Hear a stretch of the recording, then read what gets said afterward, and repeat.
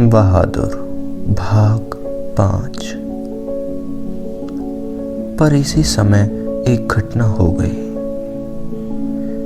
अचानक उस रिश्तेदार की पत्नी नीचे फर्श पर झुककर देखने लगी।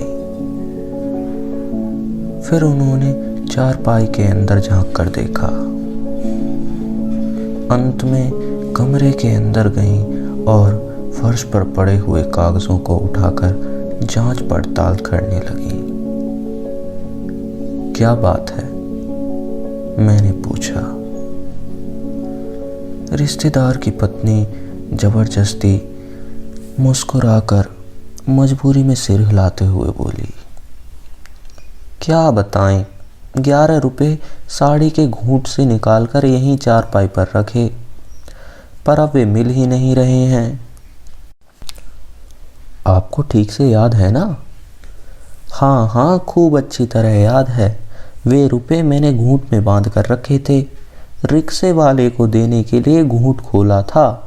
फिर वे रुपए चारपाई पर ही रख दिए थे कि 4 रुपए की मिठाई मंगा लूंगी और कुछ बच्चों के हाथ में रख दूंगी। रास्ते में कोई ढंग की दुकान नहीं मिली थी, नहीं तो उधर से ही ले आती। किसी के यहाँ खाली हाथ जाने से अच्छा भी तो नहीं लगता। बताइए, अब तो मैं कहीं की नहीं रही। फिर मेरी ओर झुककर धीमे स्वर में कहा था, जरा उससे पूछिए ना, वह इधर आया था, कुछ देर यहाँ खड़ा भी रहा, फिर तेजी से बाहर चला गया था। अरे नहीं, वह ऐसा लड़का नहीं है, मैंने कहा। You do not know these people are expert in this art, रिश्तेदार ने कहा। मैंने बहादुर की ओर तिरछी दृष्टि से देखा। वह सर झुकाकर आटा गूंथ रहा था।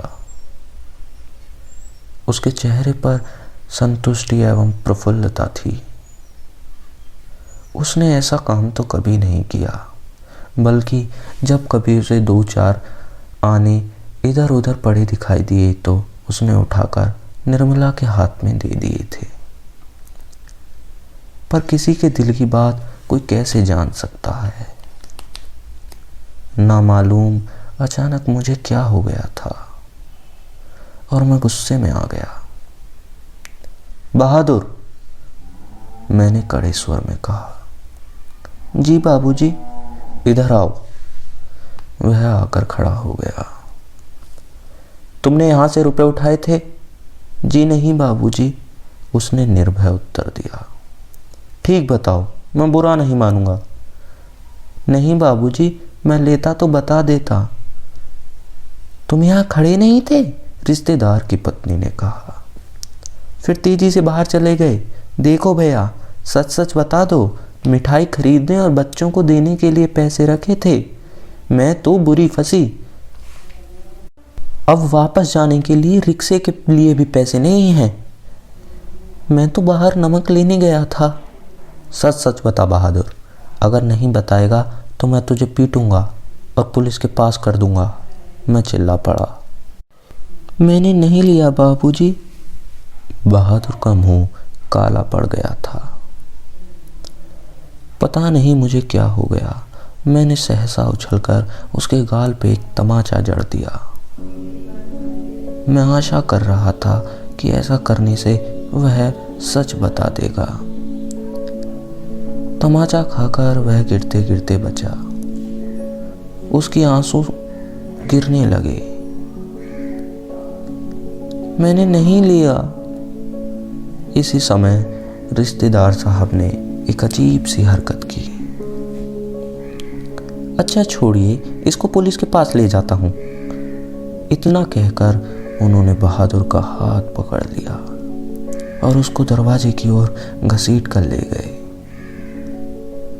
पर दरवाजे पर जाने के बाद उससे धीरे स्वर में बोले, देखो, तुमने अगर पैसे लिए हैं तो मुझे बता दो, मैं कुछ नहीं खाऊंगा, बल्कि तुम्हें 2 रुपए का इनाम दे दूंगा।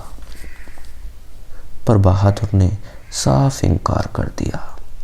इसके बाद रिश्तेदार साहब 2-3 बार उसे दरवाजे की ओर खींच कर ले गए, जैसे पुलिस को देने जा रहे हैं। लेकिन आगे बढ़कर वह रुक जाते और धीमे धीमे शब्दों में पूछताछ करने लगे। अंत में हार कर उन्होंने उसे छोड़ दिया और वापस आकर चारपाई पर बैठते हुए हंसकर बोले, जाने दीजिए, ये सब बड़े घाघ होते हैं। किसी झाड़ी वाड़ी में छिपाया होगा या ज़मीन में गाड़ दिए होंगे। मैं तो इन सबको खूब अच्छे से जानता हूँ। भालू बंदर से कम थोड़े होते हैं ये। चलिए, इतना नुकसान लिखा ही था। इसके बाद निर्मला ने उसे डराया, धमकाया, 2-4 तमाचे भी जड़ दिए, पर वह नहीं करता रहा। इस घटना के बाद बहादुर काफ़ी डांट मार खाने लगा। घर के सभी लोग उसको कुत्ते की तरह दुरदुराया करते। किशोर तो जैसे उसकी जान के पीछे ही पड़ गया था। वह उदास रहने लगा और काम में लापरवाही करने लगा। एक दिन मैं दफ्तर में से विलंब से आया। निर्मला आंगन में चुपचाप सिर पर हाथ रख कर बैठी थी। अन्य लड़कों का पता नहीं था। केवल लड़की अपने माँ के पास खड़ी थी। अंगीठी अभी नहीं जली थी। आंगन गंदा पड़ा था। बर्तन बिना मले हुए रखे थे। सारा घर जैसे काट रहा था। क्या बात है? मैंने पूछा। बहादुर भाग गया। भाग गया? क्यों? पता नहीं। आज तो कुछ ऐसा हुआ भी नहीं था। सवेरे से बड़ा प्रसन्न था। हमेशा माताजी किए जा रहा। दोपहर में खाना खाया। उसके बाद आंगन में सिलबट्टा लेकर बरामदे में रखने जा रहा था। सिल हाथ से छूटकर गिर गई और 2 टुकड़े हो गई। शायद इसी के डर से वह भाग गया कि लोग मारेंगे, पर मैं इसके लिए उससे थोड़े कुछ कहती। क्या बताऊं, मेरी किस्मत में आराम ही नहीं। कुछ ले गया, यही तो अफसोस है। कोई भी सामान नहीं ले गया है। उसके कपड़े, उसका बिस्तरा, उसके जूते सभी छोड़ गया है। पता नहीं उसने हमें क्या समझा। अगर वह कहता तो मैं उसे रोकती थोड़े, बल्कि उसको खूब अच्छी तरह पहना उड़ा कर भेजती। हाथ में उसकी तनख्वाह के रुपए रख देती, 2-4 रुपए अधिक रख देती, पर वह तो कुछ ले ही नहीं गया। और वह 11 रुपए? अरे वो सब झूठ है। मैं तो पहले ही जानती थी कि वे लोग बच्चे को कुछ देना नहीं चाहते, इसलिए अपनी गलती और लाज छिपाने के लिए वे प्रपंच कर रहे हैं। लोगों को क्या मैं जानती नहीं?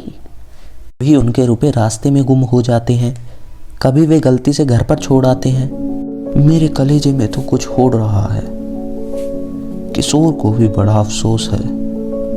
उसने सारा शहर छान मारा, पर बहादुर नहीं मिला। किशोर आकर कहने लगा, अम्मा, एक बार भी अगर बहादुर आता तो मैं उसको पकड़ लेता और कभी न जाने देता। उससे माफी मांग लेता और कभी नहीं मारता। सच, अब ऐसा नौकर कभी नहीं मिलेगा। कितना आराम दे गया वह। अगर वह कुछ चुरा कर ले गया होता तो संतोष हो जाता। निर्मला आंखों पर आंचल रखकर रोने लगी। मुझे बड़ा क्रोध आया। मैं चिल्लाना चाहता था, पर भीतर ही भीतर मेरा कलेजा जैसे बैठ रहा हो। मैं वहीं चारपाई पर सिर झुकाकर बैठ गया। मुझे एक अजीब सी लघुता का अनुभव हो रहा था। यदि मैं ना मारता तो शायद वह ना जाता। मैंने आंगन में नजर दौड़ाई। एक और स्टूल पर उसका बिस्तरा रखा था। आगली अलगनी पर उसके कुछ कपड़े टंगे थे। स्टूल के नीचे वह भूरे जूते थे जो मेरे साले साहब के लड़के के थे। मैं उठकर अलगनी के पास गया। और उसके नेकर की जेब में हाथ डालकर उसके सामान निकालने लगा। वही गोलियां, पुरानी ताश की कट्टी, खूबसूरत पत्थर, ब्लेड, कागज की नावें, बस इतना ही।